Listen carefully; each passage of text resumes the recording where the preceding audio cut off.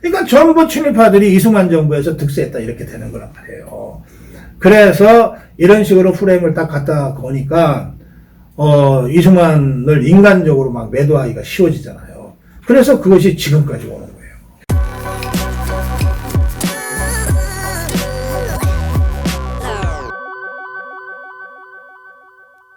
생생현대사 시청자 여러분 안녕하십니까. 애국 정론방송 고성국TV의 고성국 선배님 모셨습니다. 안녕하십니까. 안녕하세요. 요즘 좀 답답하신 것 같습니다.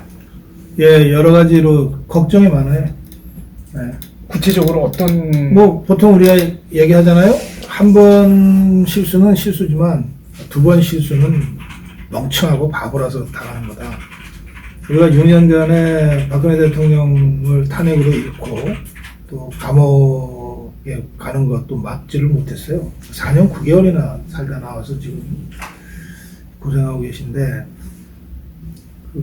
그 6년 전의 그 상황이 언제든 재현될 수 있다는 생각이 최근 들어 막 들어요.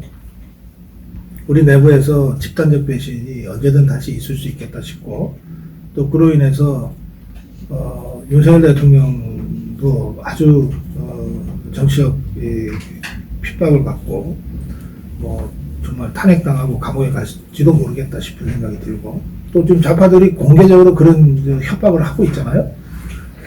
근데 이제 저게 종북 주사파들의 협박이고 턱도 없는 소리다라고 큰 소리를 쳐야 되는데, 이 내부를 들여다보면 야, 이거 진짜 그렇게 될지도 모르겠는데 하는 걱정이 든단 말이에요. 그러니까 그냥 답답한 게 아니라 다들 많은 분들이 그러실 거예요. 진짜 걱정들이 많아요. 절박하게 답답하다. 예, 그렇습니다. 지금 감옥 말씀을 하셨는데 어떤 면에서는 역사의 감옥에 갇혀 있는 분으로 저는 이승만 대통령이 있다고 생각합니다. 아, 그래요. 어마어마한 왜곡이 있었죠. 네. 이승만 대통령은 어떤 인물입니까? 아니, 실제로 감옥살이도 했고요. 그리고 지금 말씀하신 대로 이 좌파 종북 주사파들이 처음 넣은 감옥에서 아직 나오지 못하고 있죠. 심지어는 저는 얼마 전에 처음에 이제 이승만 대통령을 국립묘지에 모셨을 때는 건국 대통령이라고 묘비를 세웠는데, 비석을 92년에 98년에 김대중이가 대통령 된 다음에 좌파들이 압박을 가하고 협박을 해가지고 결국은 건국이라는 단어를 못 쓰게 만들었다는 거거든요.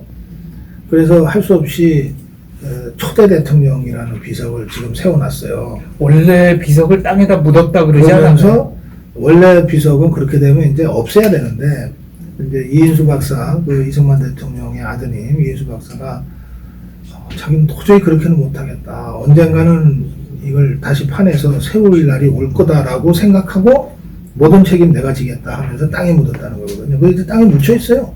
건국 대통령이라는. 그럴 정도로 이승만 대통령은 아직도 종북 주사파들이 쳐놓은 보이지 않는 이 역사의 감옥 속에 지금 갇혀 있는 거죠. 그런데 어떤 분이냐, 한마디로 얘기하기는 참 어려운데요. 왜냐하면 워낙 이 서세동점의 그 격변기를 사셨잖아요. 그러니까 19세기 말에 이제 태어나서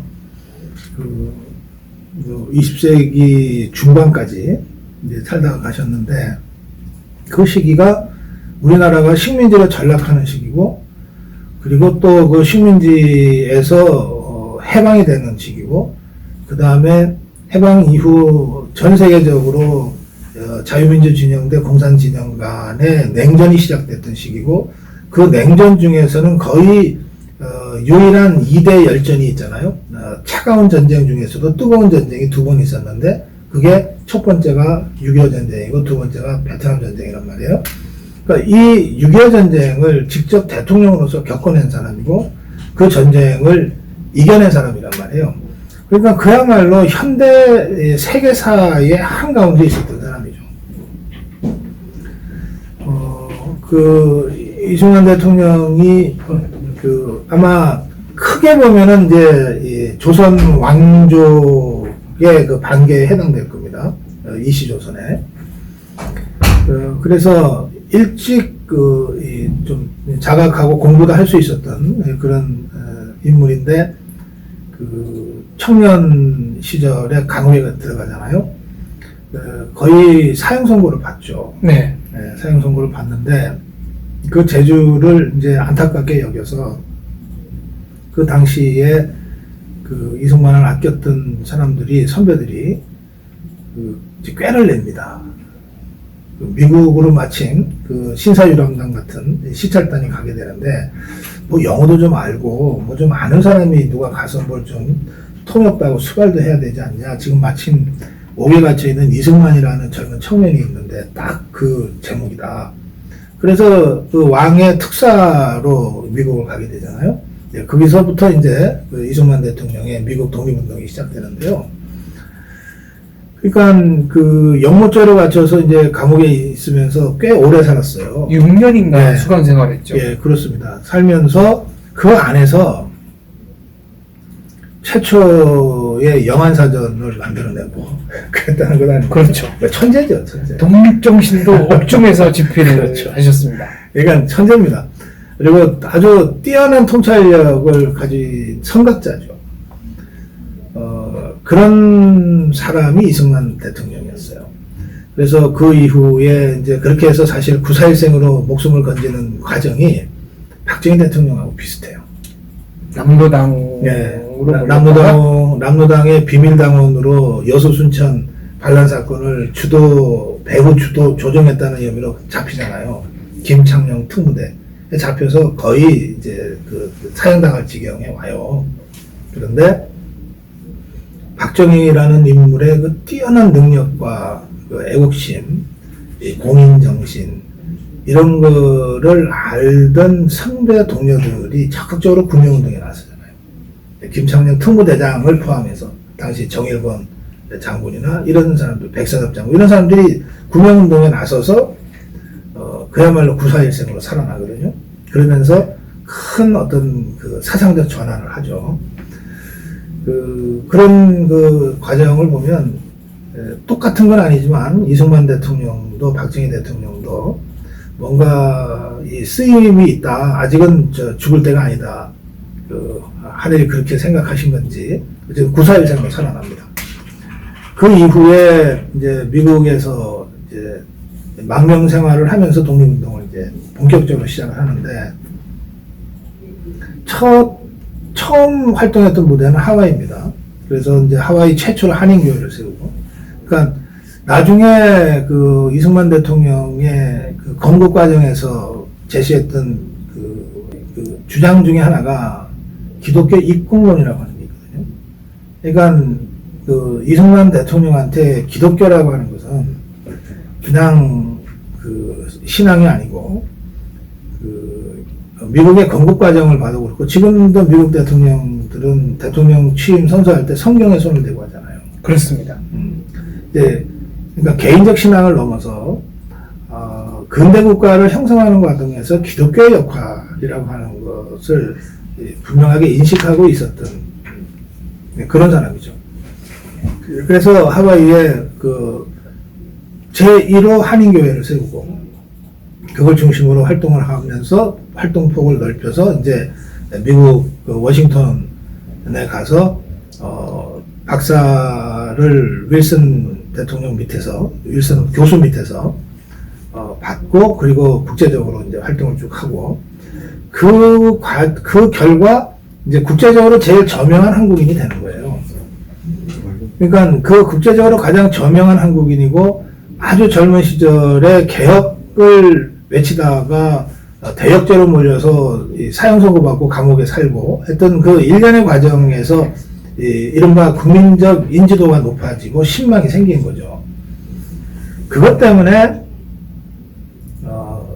3.1 운동 직후에 만들어지는 상해 임시정부의 초대 대통령으로 추대되는 거거든요. 그러니까 아니 아무도 모르는 사람을, 뭐 그것도 미국에 있는 사람을 왜 갑자기 상해 임정이 대통령 하라고 추대하겠어요. 이미 그 당시에는 이승만과 견줄 수 있는 사람은 하나도 없었던 상태입니다. 그러니까 그만큼 아주 우뚝 섰던 독보적인 존재죠.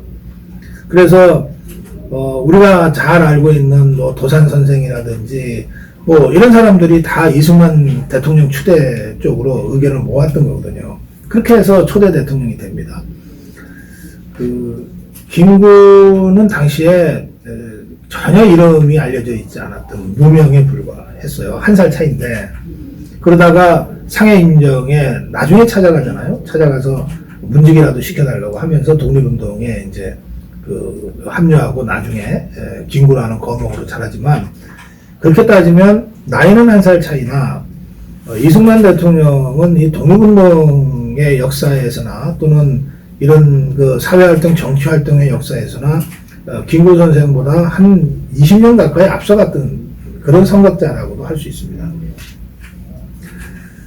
이승만 대통령뿐만 아니라 당시에 제가 이제 도산 선생을 보면, 도산 선생도 미국에서 이제 독립운동을 주로 하다가 한국에 들어와서 이제 신간의 활동을 이제 주도하게 되는데, 그때 미국으로 오가는 배 위에서 도산 선생이 했던 말들을 보면 참 지금 와도 이 무릎을 칠 정도의 통찰력이 있어요. 그때 도산 선생이 뭐라 그랬냐면, 일본은 결국 미국과 전쟁을 하게 될 것이고, 그 결과 일본은 지게 될 것이고, 그때가 바로 우리 조선이 독립할 수 있는 절호의 기회다. 이런 얘기가 나와요. 그때를 우리가 준비해야 된다. 저희가 알고 보니까 그렇지 그때 그런 생각을 했다는 건 정말 그러니까요. 놀라운 그런 통찰력을 갖고 있었던 분들이 우리 대한민국의 독립을 이끌었던 지도자들이거든요. 그러니까 이승만 대통령이나 도산 선생이나 도산 선생이 인정할 만큼의 그 통찰력과 지도력을 갖고 있었던 것이 이승만 대통령이었던 거죠. 예, 그렇게 해서 이제 상해 임시정부를 이끌어 가는데, 이제 노선 차이 때문에 이제 탄핵을 당해요. 이제 그 이후에 도산 선생의 예견대로 되죠. 예견대로 일본이 전쟁을 일으키고 망하고, 그리고서 이제 조선의 이제 해방이 오는데, 이미 도산 선생은 그 전에 돌아가셨어요. 옥사. 예, 옥에서 거의 죽을 지경이 되자 일경이 꺼내줬어요. 네. 그래서 옥에서 나온 지 석 달 만에 돌아가셨는데, 그때 도산이 해방 후에도 살아 있었다면, 그때 나이가 아마 60 정도 됐을 테니까 몇 년은 더 사실 수 있었을 텐데, 살아 있었다면 신간회와 같이 뭔가 좌우가 하나로 통합하는 뭔가를 할 수 있었을 거다, 뭐 이런 아쉬움을 토로하는 분들도 있지만, 그러나 당시에는 이미 겉으로는 일본, 독일, 이탈리아 이 추축국에 저항하는 연합군으로서 미국과 소련이 손잡고 있었지만, 내용적으로는 이 추축국의 멸망은 시간 문제였고, 결국은 전쟁 이후에 세계 주도권을 미국이 잡냐, 소련이 잡냐, 자유진영이 받냐, 공산진영이 잡냐를 가지고서 이미 치열하게 권력투쟁이 시작됐던 이런 때 아닙니까? 예, 그런 때였기 때문에 저는 도산 선생이 살아 계셨어도 이 좌우 간의 전면적 전쟁을 막지는 못했을 거다, 그렇게 생각합니다. 그러면 굉장히 괴로웠겠죠. 이게 우리 민족 내부에서만 결정할 수 있었던 일이 아니죠. 전혀 아니죠. 예. 북쪽에 현실적으로 소련이 점령하고 남쪽에 미군정이 들어온 상태에서 남한 내에 좌우 세력이 뭐 함께 해보자고 뭐 합의를 한들 그게 무슨 현실적 규정력이 있겠어요. 하여튼 이제 그런 겁니다. 그래서 미군정은 3년간 정부였기 때문에 미군정 이외에는 어떤 조직도 어떤 개인도 공적 권위를 인정하지 않았죠. 그러니까 이승만도 개인 자격으로 귀국을 했고, 김구도 개인 자격으로 상해 임시정부에 이러저러한 장관 직책을 갖고 있던 사람들도 미군정 입장에서는 그 공적 지위를 인정할 수가 없었던 거예요. 그래서 다 개인 자격으로 들어왔어요. 사실 우리가 대한민국 독립에 있어서 또 일제를 물리치는 데 있어서 피를 흘린 게 없기 때문에 그건 어떻게 보면 당연한 거 아니겠습니까? 거의 없었다고 할 수 있죠. 네. 물론 이제 미국의 작전부대 OS에 우리 한국 독립운동가가 몇 명 참여한다든지, 네, 8월 말 진공 작전이 계획돼 그런 있었다. 등등은 있었으나 사실은 부대로서, 독립된 부대로서 전쟁에 참전했던 건 아니거든요. 그러니까 지금 말씀하신 대로, 장 박사 말씀하신 대로 그냥 식민지였다 해방된 나라, 그리고 관리 대상인 나라일 수밖에 없었던 거죠. 그러니까 그런 상태니까 우리끼리는 뭐 임시정부다 그러고 뭐 또는 뭐 구미 대표부다 그러고 그래도 다 개인 자격으로 들어올 수밖에 없었어요. 그런데 안 들어와도 되는 세력이 있었어요. 1920년대부터 공산당 설립해 갖고서 내 국내에서 계속 활동했던 세력이 있죠. 이게 이제 조선공산당 세력입니다. 남로당 세력입니다. 박헌영을 필두로 예, 그게 박헌영이죠. 네, 이승엽. 예, 그리고 또 건국준비위원회를 잽싸게 구성하잖아요. 그 여운형이. 그 박헌영이나 여운형이는 이미 그 일제시대 때도 조직을 전국적으로 운영을 했고, 뭐 실제로 투쟁은 별로 안 했지만, 물론 대표적인 투쟁이 몇 군데 있어요. 원산총파업이라든지 뭐 암태도 소작쟁이 같은 게 있지만, 뭐 그렇게 따지면 이승만 대통령이나 상해 임정이 했던 그 투쟁하고 비교해서 과연 대한민국의 독립 또는 국제 여론 조성에 어느 쪽이 더 역할을 했냐 이렇게 따지면 사실 비교 자체가 안 되죠. 지금 투쟁 말씀하셨으니까 여쭙고 싶은데 일부 극소수 국민 가운데는 네. 이승만 대통령이 총칼 들고 풍찬노숙하면서 전투를 치른 적은 없지 않느냐. 그런 면에서 독립운동 했다고는 하지만 편하게 한 것 아니냐는 식으로 얘기하는 사람이 있습니다. 풍찬노숙은 계속했죠. 편하게 산 건 아니죠. 아니 미국에서 무슨 럭셔리하게 무슨 저 별 5개짜리 호텔 다니면서 사는 게 아니잖아요. 예, 이승만 대통령이 전 세계를 누비면서 대한민국이 독립돼야 된다는 것을 역설하고 그리고 또 거기에 타협적인 미국의 정부를 계속해서 비판하고 했기 때문에 미국 사회에서는 진짜 계륵과 같은 존재였다고요. 아니 저 사람이 프린스턴 정치학 박사인데 우드로 윌슨 대통령의 수제자라고 그러는데 무시할 수도 없고 그리고 뭐 영어를 워낙 유창하게 잘하니까 자기들하고 토론해 갖고서 이길 자신도 없고 그런데 어쨌든 자기네 정부에 대해서 뭐 정말 대담하게 비판을 하고 그리고 자기들의 이 유화적인 정치에 대해서 계속해서 문제를 지적하고 얼마나 껄끄럽겠어요. 그러니까 미군정도 이승만 대통령에 대해서 이승만 박사에 대해서 전혀 우호적이지 않았어요. 골칫덩어리가 하나 왔다 이렇게 생각했죠. 그래서 그 미군정에서 하지라는 사람은 정치 전혀 모르는 사람이니까 일본에 있던 메가더 사령부와 미 국무부의 지침을 그냥 그대로 기계적으로 그냥 실행했던 사람에 불과하거든요. 군인으로서는 훌륭했으나 3년간 어쨌든 과도기적이지만 정부 역할을 해야만 됐던 미군정의 장관으로서는 정치적으로 진짜 좀 문제가 좀 무능했던 사람이죠. 아시아를 몰랐던 사람이죠. 예. 그렇기 때문에 이 사람이 미군정을 하면서 남로당을 그냥 합법적으로 인정을 해줘 버려요. 건준도 인정해줘. 다 인정을 하는 거예요.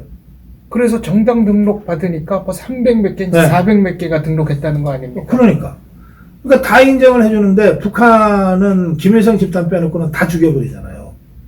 그래서 저기는 일찌감치 소련과 손잡은 김일성 집단이 일찌감치 딱 전일적으로 전 북한을 지배하게 된 거고 우리만 미군정이 전부 다 인정하고 이것들끼리 알아서 한번 해봐라라고 하는 바람에 시원한 이제 권력 투쟁을 할 수밖에 없게 됐는데 여기서 이제 크게 그 세 세력이 이제 각축전을 벌입니다. 하나 첫 번째 세력은 이미 다 조직 구축해서 전국적인 조직망을 가지고 북한과도 손잡고 있었던 남로당 세력입니다. 실제로 북한에서 화폐 개혁을 한 다음에 돈을 가만히로 그냥 남쪽으로 보내죠. 예, 그렇죠. 그 돈을 이제 혁명 자금으로 쓴 거죠.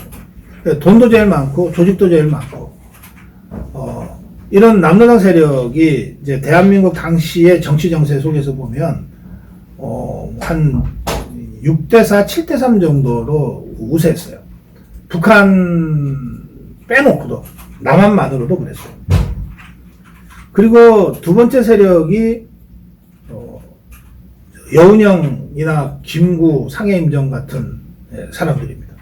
여운형이는 중도 좌파고 김구, 김규식은 중도 우파지만 중도적 성향이 좀 강했어요. 좌우 합작을 상해임정도 좌파들이 꽤 있었고 네. 또 신간에도 좌우 합작 운동이었기 때문에 그 당시에 이렇게 있었어요. 그래서 이자들이 이제 한 20% 정도 되는 거예요. 70%는 남로당, 20%는 이 중도 세력. 그 나머지 10%가 이제 이승만의 그 영향이죠.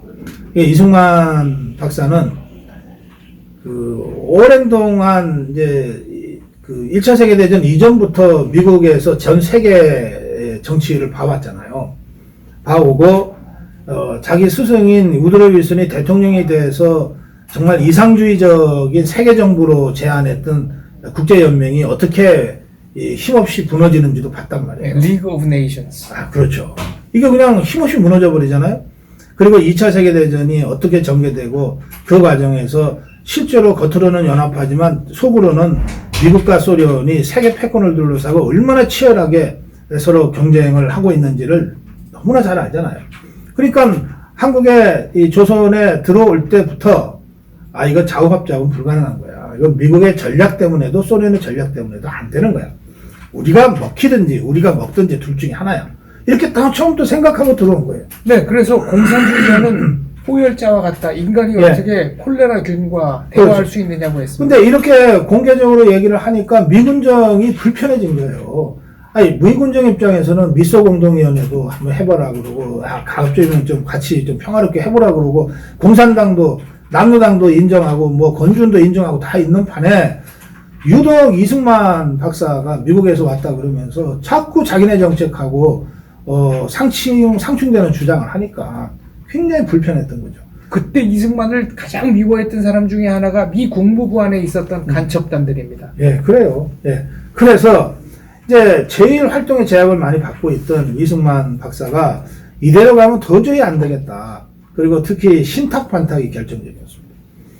이게 이제 미국이 그 당시에 어떤 전략 속에서 했는지 모르겠는데, 그 신탁 통치안을 미국과 합의한 것도 그렇고, 불과 몇 년 후에 에치슨 선언으로 한국을 방어선 바깥으로 선언한 것도 보면 당시에 미국의 국무부가 좀 동북아시아에 대해서 진짜 잘 몰랐고 또 굉장히 순진하게 접근했던 것 같아요.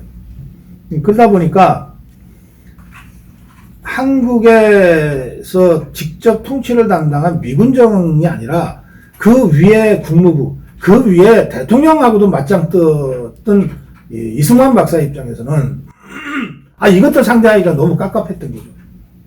그리고 이대로 가서는 진짜 우리가 다 죽겠다고 생각하고, 그래서 나온 것이 46년에 정읍선언입니다. 전라도 정읍에 가서 이렇게 선언합니다. 이거에 남북한이 함께 통일국가 만드는 것은 이건 허황된 희망이다. 이건 불가능하다.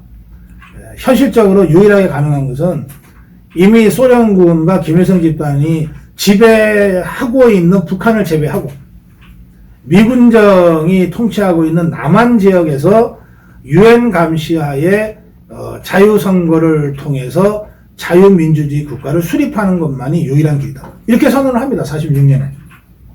그래서 일부 국소수 국민들은 바로 그 정업 발언 때문에 그게 이제 분단의 책임이 이승만 박사에게 있다. 그렇지. 그게 분단이다. 남한만의 단독 정부를 수립하자는 주장이니까 결국 이승만이가 분단을 주장하고 획책했다. 이렇게 이제 좌파들이 공격하는 것인데, 그런데 결과적으로 역사에서 보면 이승만 대통령의 이 남한 단독 정부 수립 불가피론이 현실적으로 먹힌 거죠. 그렇죠. 그래서 이 종북 주사파들이 당시에도 종북이었어요. 당시에도 김일성의 지시에 따라서 남로당이 움직였거든요. 김일성의 지시에 따라서. 그래서 당시 그 한반도에 있는 공산당들의 전체 서열로 보면 김일성이가 서열 1위야. 박헌영이는 서열 2위야. 그러니까 당시에도 종북이었다니까. 1940년대에도 대한민국 남한에서 활동하던 종북 주사파 남로당 세력은 김일성을 따르는 종북 집단이었어요. 그러니까 그 종북 세력의 입장에서 볼 때는 저것이 감히 남한 단독으로 우리에 저항하는 자유민주 국가를 수립하려고 해? 저건 제거해야지. 이렇게 된 거죠. 그래서 그 당시부터 1946년에 정업 발언 이후로 이승만 박사는 김일성 집단의 공적 1호가 됩니다. 그렇게 해서 끊임없이 지금까지 종북 주사파 세력은 김일성을 공격하고 있는 거예요. 이승만을 공격하고 있는 거예요. 민족 분단의 원흉이라는 등 하는 식으로 공격을 하고 있는 것이고, 이 공격이 잘 안 먹히잖아요. 민족 분단의 원흉 그러면 잘 안 먹히거든. 네. 그러니까 대한민국 국민들한테 뭔가 이승만을 깎아내릴 뭔가 좀 자극적이고 감성적인 것 좀 찾아봐 해서 나온 게 이승만이 친일파였다. 이승만이 친일파였다. 대통령 되고 난 다음에 전부 친일파들을 다 살려주고 중용했다. 네. 그래서 친일파다 이런 거잖아. 아니 이승만 대통령은 평화선 긋고 아니 네. 자기들한테 불리한 거는 절대 얘기 안 하죠. 네. 그냥 친일파였다고 공격하는 거예요. 친일파야 북한 관료들이 훨씬 더 많았는데. 아니 그런 거는 다 이성적인 설명이고, 대한민국 국민들한테 그 선전선동의 귀재들인 이 공산당 종북 주사파들이 그렇게 계속 선전을 해대는 바람에 이승만 대통령은 친일파를 살려주고 친일파를 등용한 친일파의 거두예요 지금. 그 종북 주사파 교육을 받은 애들한테는 그렇게 박혀 있는 거예요. 이게 어떻게 바로잡아야 됩니까? 역사적 진실은 팩트를 바로잡으면 되죠. 팩트를.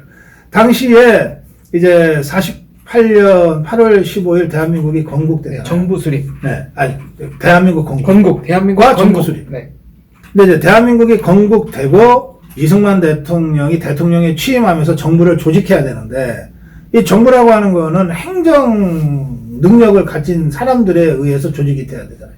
그러니까 당시에 행정 경험이라고 하는 것을 가진 사람들이 거의 없었어요.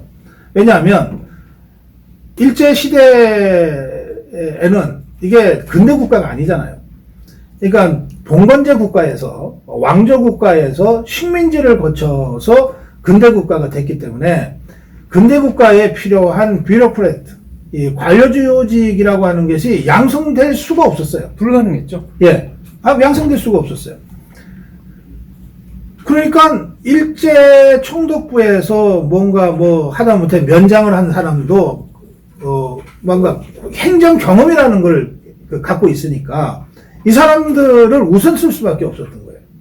아니면 외국에서 유학한 사람들. 근데 그 사람들이 몇 명이나 됐겠습니까? 그러니까. 그래서 대다수는 일제에서 일본 총독부의 말단 행정을 조금이라도 경험했던 사람들이 이승만 대통령 정부에서도 일을 하지 않을 수가 없었거든요. 그러다가 이게 50년대 중후반부터 바뀌기 시작합니다. 그때 이제 미국에서 공부해 갖고 온 사람들이 들어오면서 이게 비로소 조금씩 바뀌고, 그러다가 1961년 5.16 군사정변으로 박정희 정권이 들어서면서 확 바뀌죠. 박정희 정권이 들어서면서 우리나라의 군이라고 하는 것은 이제 국방경비대에서 시작을 하는데, 이 국방경비대를 미군이 만들잖아요. 그러니까 우리나라의 국방경비대, 군의 전신인 국방경비대는 미군이 만들고 미군이 훈련시킨 거거든. 그러니까 미군의 관료 행정 체계에 의해서 군이 훈련되고 육성됐기 때문에 군인들이야말로 가장 근대화된 집단이었던 거예요. 그런데 40년대는 그 군이 나설 처지가 못 됐죠. 그리고 그렇게 훈련된 사람들도 많지가 않았고. 근데 이제 10년 정도 지나서 당시에 1961년 시점에서 보면 우리나라에서 거의 유일하게 근대적인 교육을 받고 근대적인 행정 시스템을 운영하는 능력과 경험을 갖춘 집단이 군 집단이었던 거예요. 그러니까 박정희 정부가 들어서면서 바로 이 사람들이 우리 사회 전체의 행정의 중추가 되는 거예요. 그래서 지금 보면 군 대령했던 사람이 장관하고 막 대위했던 사람이 무슨 사장하고 이러잖아요. 박태준 포스코 회장 대위 출신이잖아요. 그렇죠. 그러니까 무슨 군인이 그게 아니고 당시에는 그 집단이 가장 근대화된 집단이었다는 거예요. 그게 대한민국만 그런 게 아니고 전 세계적으로 식민지로 있다가 45년 2차 세계대전 이후에 신생 독립국가로 독립한 나라에서 이 근대적인 국가 시스템과 행정 시스템을 운영할 만한 능력을 갖추고 있는 근대화된 집단이 제일 많이 있었던 것이 다 군이에요. 남미의 대부분의 나라들이 다 군이 그 역할을 한다고요. 그래서 군이 나설 수밖에 없는 이 환경이 만들어지는 거예요. 지금도 후진 국가들의 경우에, 정치적으로 덜 개발된 국가들의 경우에, 가장 근대화된 집단 찾으려면 군으로 가야 됩니다. 그렇습니다. 그래도 군에 가면은 장교들이 미국에 가서 2, 3년씩, 교양도 받고, 교육도 받고, 뭐도 하거든. 그러니까 한국군도 그때 외무부 공무원보다 미국 유학파 숫자가 훨씬 많았어요. 영어를 훨씬 더 잘했어요. 네. 그러니까 미 8군 체제 하에서 우리가 한미 동맹 체제 하에서 북한과 싸우잖아요. 그러니까 우리나라 한국군의 주요 장성들은 거의 대부분 미국 장성들하고 거의 매일 만나요. 그래서 뭐 회의도 하고 또 친목을 다지기 위해서 파티도 하는데, 그 한국군 장성들의 필수 요건이 영어 잘하는 거야. 소통이 돼야 되니까. 그렇죠. 일단 의사소통이 돼요. 그래서 영어를 제일 잘하는 집단이 당시 군이었어요. 그리고 미국이 당시에 세계 최강대국이니까 미국의 문화가 세계 최고 문화 아닙니까? 그 문화를 제일 먼저 받아들일 수 있었던 게 군이에요. 최신 정보를 가장 조직적으로 받아들일 수 있던 게 군이다. 그러니까 뭐 아주 이게 참 어떤 면에서는 재미도 있고 좀 그렇기도 한 또 아이러니한 건데, 우리나라 가요사를 보면 그 우리나라 가요를 빛낸 그 대형 가수들은 다 미 8군 부대 출신입니다. 미 8군 부대에서 쓰는 거예요. 네, 얼마 전에 돌아가신 현미 선생님, 네. 뭐 윤복희, 네. 위키리, 패티김, 서순왕, 하청일, 예, 최희준, 뭐 김추자. 네. 이 사람들이 전부 다 미 8군에서 데뷔를 한다고요. 거기가 최상의 대중문화를 소비하는 곳이었으니까. 그러니까 이게 우리 한국의 현실이었을 뿐만 아니라 70년대, 80년대 전 세계의 현실이었어요. 우리만 그랬던 게 아니에요. 아니, 우리가 남미를 배경으로 하는 영화 보면 전부 다 미 군인들하고 그 나라 대통령이 만나고 뭐 거기서 뭐 파티하고 그러잖아요. 거기서 그럼 남미말 씁니까? 영어 쓰지. 그러니까 이런 현실이었다는 거예요. 그러면 그 전에 박정희 정부가 들어서기 전에 50년대는 어땠냐? 이런 게 전혀 가능하지 않았던 시대니까. 그때는 한국이 미국에 얼마나 종속적이었다는 표현을 쓰기는 좀 그렇지만, 예산을 6월부터 이제 그 예산 시기가 시작되는 네. 게 미국이 네. 대한 원조를 얼마 줄 거냐 그걸 정해야 우리가 예산을 썼죠. 그걸 바탕으로 예산을 짤 수 그러면 있다는 거죠. 여기 50년대에 이승만 정부 시기에 뭔가 행정을 하려면 지금 말씀하신 대로 영어를 모르면 안 되는 거예요. 그런데 아니 식민지 시대에 이놈의 영어라고 하는 걸 알려면 뭐라도 뭐 어디 유학이라도 가야 되는데, 미국 유학은 당시에 거의 불가능했으니까 결국은 일본의 도쿄대나 와세다 게이오 대학 가갖고서 영어 배우는 것밖에 없는 거 아니에요. 그러니까 다 친일파지. 좌파들의 이 논리대로라는 프레임으로 네. 보면, 그러니까 전부 친일파들이 이승만 정부에서 득세했다 이렇게 되는 거란 말이에요.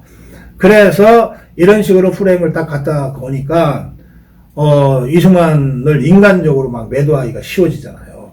그래서 그것이 지금까지 오는 거예요. 객관적이다 연연하는 일부 학자들 가운데는 이승만 대통령이 외교적인 노력을 한 거는 인정하지만 편지 몇 장 쓴 게 그게 얼마나 큰 효과가 있었겠느냐. 이제 우리가 독립운동가 중에 이준 열사 추모하고 숭앙하잖아요. 이준 열사가 한 거는 편지 한 장 전화하다가 못 전한 거예요. 그렇죠. 그래서 분통이 터져서 돌아가신 거예요. 순사한 분이죠. 그러니까 당시에 국제기구에서 편지를 전하는 것도 그렇게 어려웠어요. 편지 한 장. 지금 기준으로 생각하면 안 된다. 그러면 국제회에 가서 발언을 하는 건 얼마나 어려웠겠냐고요.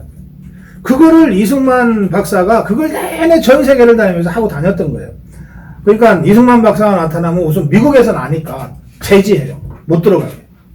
그거를 현지에 있는 사람들하고 어떻게든 해서 한 번이라도 들어가게 만들고 짧게라도 나 없어보 자격으로 갖게 해서 발언하고 외국 신문과 인터뷰도 하고. 그렇게 한 거예요. 근데 그거 자체가 절대 간단한 일이 아니었어요. 절대 간단한 일이 아니죠. 거의 불가능에 가까운 일을 이승만이었기 때문에 해낸 겁니다.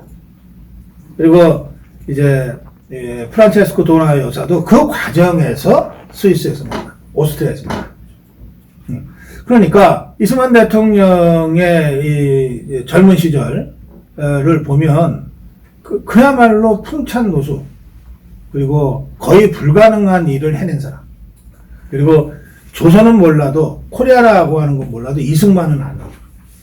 이런 상태에서 수십 년간을 망명생활하면서 독립운동을 한 거예요. 그러다가 들어왔으니까 정말 젊은 시절 다 좋은 시절 보내고 다 늙은 나이에 사실은 한국에 들어온 거예요. 70년대에 브라질 대통령 이름은 몰라도 펠레 이름은 안다는 어. 얘기가 있었는데 그만큼 그렇습니다. 이승만은 알아도 예. 한국은 뭐 존재감이 없었다. 그렇죠. 당시에 뭐 김구를 전 세계 사람들이 어떻게 알았겠냐고. 전혀. 윤봉길은 알았지만. 윤봉길도 뭐 지역적으로 네, 알려졌을 그러니까 뿐이지. 어쨌든 윤봉길은 세계 사람들이 알았을지 모르겠지만 김구라는 이름은 사람 사람들이 어떻게 알았겠냐고요. 그러나 이승만은 한국은 몰라도 다 아는 그런 한국의 독립 지도자였다는 거예요. 그게 그냥 생겼겠냐고. 지금 아주 나이가 들어서 이제 귀국했다라는 말씀을 하셨는데 지금이야 우리가 역사 전개가 어떻게 됐는지 아니까 판단할 수 있었겠습니다만 이승만 대통령이야말로 수십 년 동안 거의 앞이 보이지 않는 상태에서 뭐 60, 70대를 거의 외국에서 보낸 거 아닙니까? 네. 끊이지 않는 투쟁 정신, 독립을 향한 열망은 도대체 어디서 나왔으며 어떤 이유로 그렇게 오랜 시간 동안 지속될 수 있었을까요? 거의 초인적이라고 할 수 있는데 이제 이승만이라는 사람이 그렇게 생겨 먹은 것 같아요. 근데 한 10년 해보다가 안 되면 보통 포기하지 않습니까? 한 20년 하다 안 되면 포기하기도 하고. 뭐 보통 사람들은 그런 것 같아요. 그런데 이제 우리가 대한민국을 건국한 이승만 대통령 그리고 근대화를 이루어낸 박정희 대통령의 이 족적을 쭉 살펴보다 보면 하여튼 이 두 사람은 범상한 사람들이 아니에요. 의지적인 결단에 있어서나 한번 뜻을 세운 것을 초지일관 밀어가는 것에 있어서나 또는 단순히 뜻만 세우는 게 아니라 이 뜻을 현실적으로 구현해내는 그 탁월한 능력에 있어서나 또는 적어도 20, 30년을 내다보는 것 아닙니까? 이승만 대통령은 한 50년 내다본 거고 박정희 대통령도 한 50년 내다보고 국가 경영을 했거든요. 이런 것들을 보면 이거는 이제 보통 사람의 경지를 넘어선다. 그렇게 봐서 정말 저는 대한민국이 천운이다. 이런 위대한 지도자들, 역사의 거인들이 딱 필요할 때 나타났다. 건국에 이승만이 나타났고 근대화에 박정희가 나타났다. 이게 대한민국이 아직 운이 다하지 않은 것의 증거다. 저는 사실 그렇게 생각해요. 이런 것을 우리 전문가들의 이른바 리더십론 차원에서 뭐 이승만의 리더십은 이런 점이 있고 저런 점이 있고 박정희 대통령의 리더십은 이랬고 저랬고 뭐 그렇게 분석할 수 있죠. 근데 그 이상 그것을 뛰어넘는 어떤 것들이 있다. 그렇게 보는 건데요. 그런데 이제 굳이 말씀을 드리자면 이승만 대통령에게 당신을 움직인 힘이 무엇이었을까? 저는 그것이 기독교적인 의미의 소명 이것이 것 같다. 내 평생 수행해야 하는 일이다.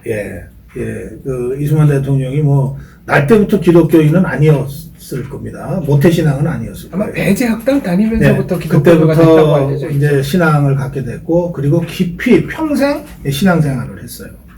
그리고 그것을 그냥 신앙 따로 또 정치 따로일 수 있잖아요. 요즘은 또 그걸 또 권장하는 사람들이 많던데, 그게 아니고 이승만이라는 인간에게는 신앙과 정치와 독립운동은 완전히 하나인 거죠. 마치 간디에게 자신의 철학과 독립운동과 일상생활이 하나이듯이. 저는 이승만을 끝까지 그런 기독교적인 소명의식이 아니었을까. 그렇게 그냥 짐작하고 있습니다. 이거는 제가 연구해서 말씀드리는 게 아니니까 그냥 제 개인 생각이라고 받아들여 주시면 좋겠어요. 이승만 대통령이 독립운동에서 공헌이 있다면은 몇 퍼센트 정도라고 볼까요? 대한민국 건국까지 이제 100%라고 본다면 이승만 개인이 했던 역할은 몇 퍼센트 정도라고 보십니까? 아니, 우리 대한민국의 건국 과정에서 독립운동의 역사는 사실 비중 자체가 그렇게 크지가 않아요. 우리는 이제 한국인으로서 독립운동을 엄청 막 치열하게 하고 대단하게 했다고 교육을 받고 살았어요.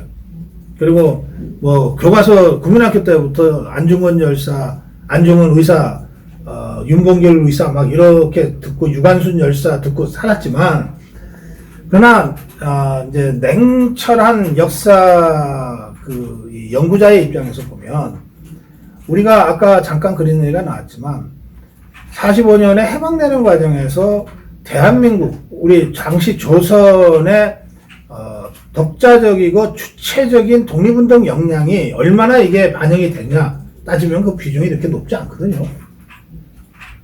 그러니까 그 속에서 그 이승만 대통령의 역할을 얘기하자고 하면 객관적으로 볼 때는 좀 미미할 수밖에 없죠. 그래서 저는 이승만 대통령이 전체적으로 우리 독립운동에 그러했기 때문에 독립운동가로서의 이승만의 그 족적을 우리가 찾아가고 그것을 잘 발굴하는 것은 중요하나 그러나 지금 우리의 관점에서 볼 때 이승만 박사에게 초점이 두어진다면 역시 해방 이후 대한민국 건국 과정에서 이승만 박사의 역할에 초점을 둘 수밖에 없지 않냐 저는 그렇게 생각하는 거죠. 건국 과정의 일환으로 2차 대전이 끝났을 때 네. 한반도는 패전국 일본의 일부다라는 게 국제적인 시각이었고요. 그렇습니다. 이걸 거의 이승만 대통령이 개인의 신용, 뭐 신망을 이용해서 뒤집어 엎었습니다. 이것도 어마어마한 공 아닌가요? 완전히 뒤집어 엎지 못했고요. 뒤집어 엎었으면은 이제 미군정이 아니라 우리한테 뭔가 독자적인 정부 수립? 자치권이라도 네. 줬어야 되는데 그렇게는 못했는데 그러나 그 정도로 문제 제기를 했던 사람도 별로 없다는 거예요. 당시에. 그러니까 왜냐하면 그게 어떤 차이인지를 몰랐기 때문에.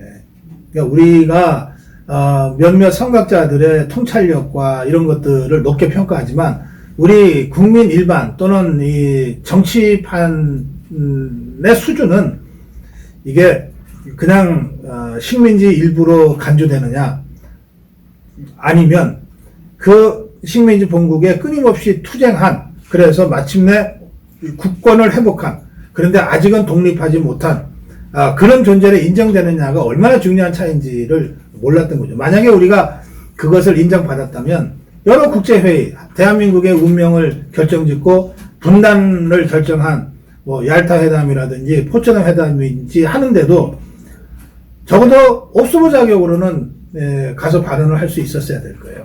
이제 그런 것들이 전혀 없었잖아요. 그러니까 전혀 인정받지 못했던 거예요. 그러니까 이제 이승만 박사는 그 상황이 얼마나 우리에게 불리하고 비극적인 결과가 될 수 있는지를 알았기 때문에 끊임없이 그 문제를 제기한 거죠. 끊임없이. 받아들여지지는 않았으나, 근데 이런 거 있잖아요. 문제 제기 자체가 없는 상태와 끊임없이 하여튼 누군가가 문제를 계속 제기를 해서 이제 사람들이 그 문제는 대충은 알아. 그래. 그런 문제가 있는 건 알지만 현실적으로는 이렇게 갈 수밖에 없어. 라고 가는 거는 좀 다르거든요. 차이가 상당하죠. 다르거든요. 건국 대통령 이승만에서 건국을 떼려는 사람들이 의도하는 거는 뭡니까? 그거는 왜냐면 1945년에서 48년 사이에 한반도에서 유일 정통 세력은 김일성이다. 이 주장하는 거예요. 그러니까 건국을 하게 되면 그러니까 나라를 세웠다는 것 자체가 대한민국의 정통성을 인정하는 거기 때문에 그런 거예요. 그렇죠. 예.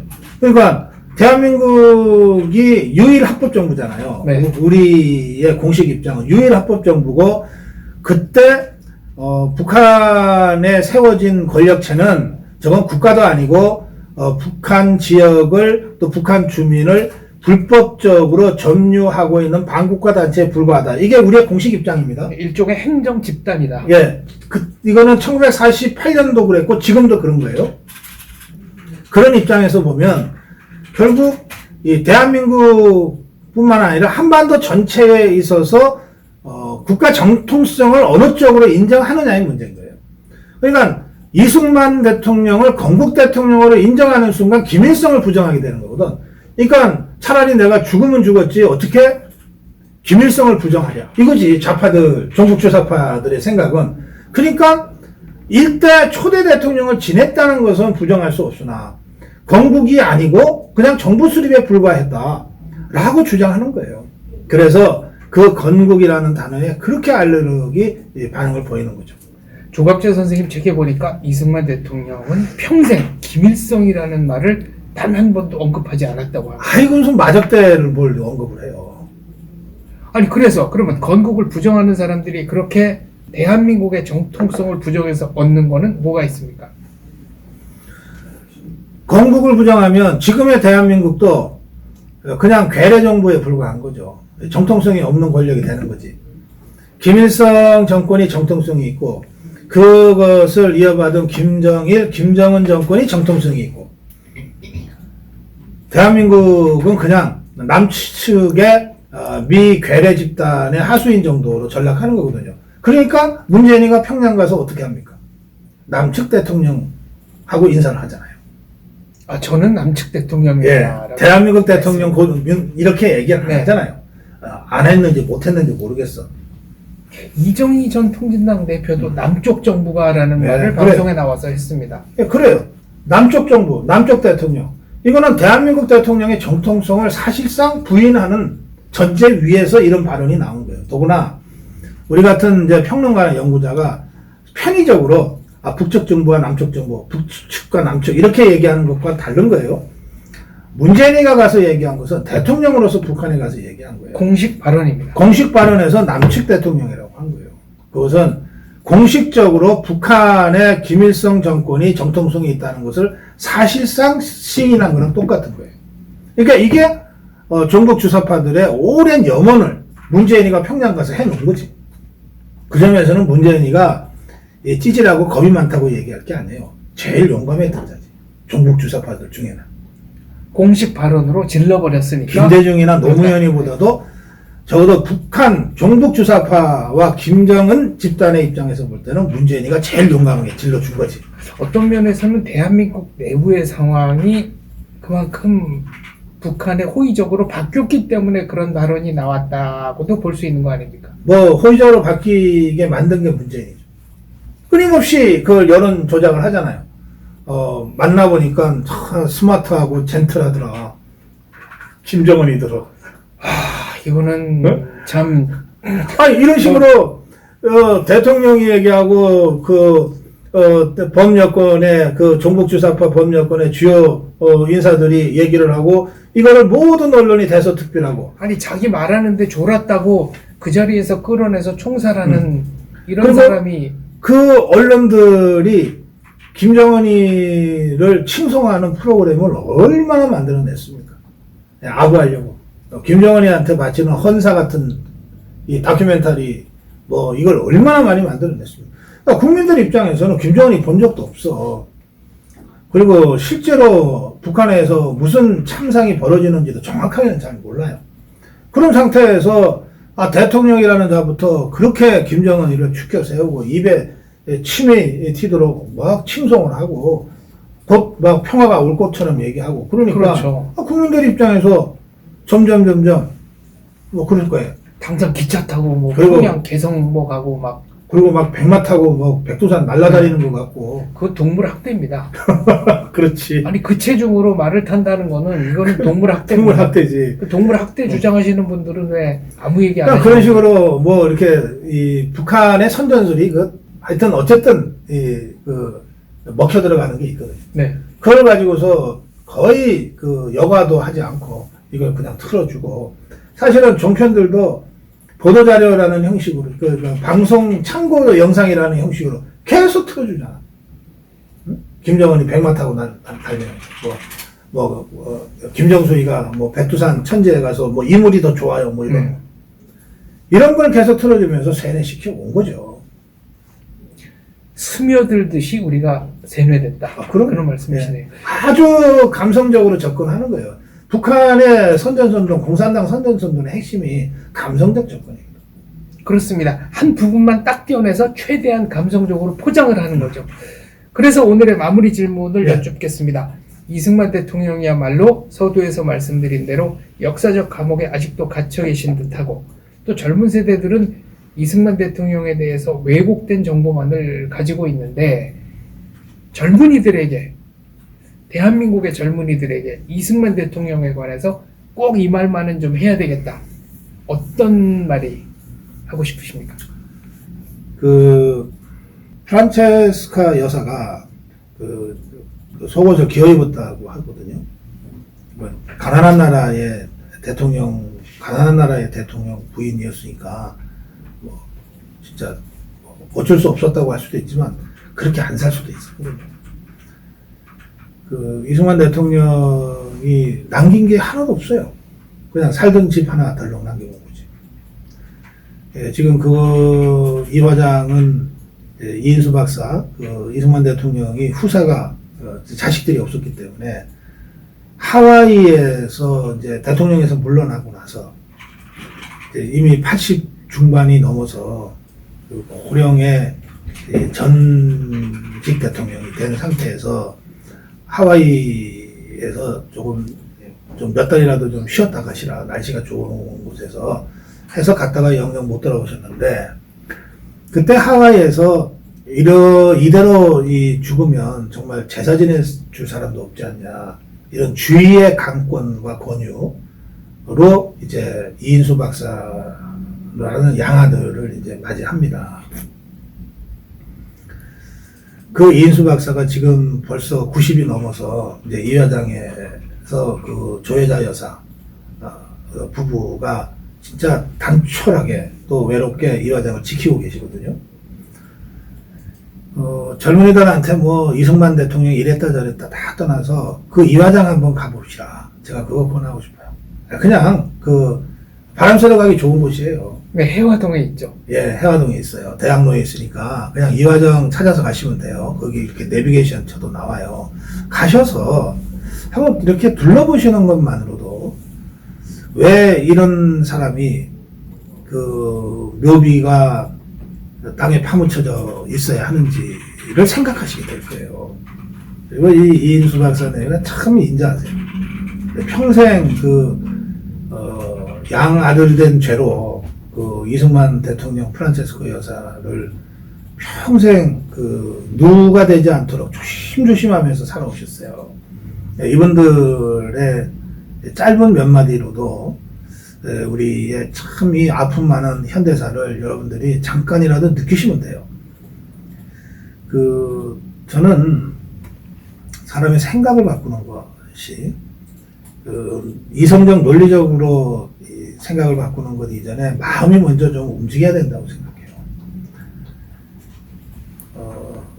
박정희 대통령, 유경수 여사와 관련된 많은 이야기들이 있는데 그 중에 지금 몇 번을 들어도 눈물이 난다는 대목은 어느 대목이냐면 1974년 8.15에 문생왕이라는 자 북한의 사주를 받아서 와서 박정희 대통령을 암살하려고 총을 쐈는데 그 총이 유경수 여사를 저격하게 되고 그래서 돌아가시잖아요. 그때 이제 늘 단아하셨거든. 하셨는데 이제 목숨이 경각지간에 달려서 응급처치를 하려고 이제 의사 간호사들이 이제 유경수 여사가 입은 한복이죠. 이걸 벗겼는데 이제 속옷이 노출됐는데 그게 바느질로 기운 속옷이었다는 거거든요. 그러니까 뭐 정말 그 경각지간에도 그 간호사들이 자기도 모르게 눈물이 나더라는 거거든요.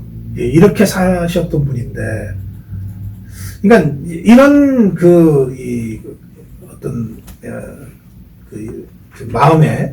마음과 마음 사이에 그 공감이 저는 박정희 시대를 다시 보게 만들고 이승만 시대를 다시 보게 만드는 그런 출발점이 될 수 있다고 생각해요. 너무 막 딱딱하고 논리적으로 이렇게 접근하는 것은 별로 효과가 크지 않다. 그는 누구나 다 들으면 고개를 끄덕끄덕하고 공감할 수 있는 그런 방식으로 역사의 감옥에 갇혀있는 이승만, 또 어떤 의미에서는 박정희 대통령도 아직 역사의 감옥에 좀 완전히 자유롭지 못하고 좀 갇혀있는 게 있어요. 네. 이들을 이 감옥에서 나오게 하는 데는 그런 딱딱한 열쇠보다는 이런 공감의 열쇠가 더 필요한 것 아니냐, 그런 말씀 좀 드리고 싶습니다. 알겠습니다. 역사를 잊은 민족에게는 미래가 없고 역사를 왜곡하는 민족에게는 역사의 복수가 있을 것이다. 좀 강하게 마무리하겠습니다. 예. 오늘 말씀 감사합니다. 고맙습니다.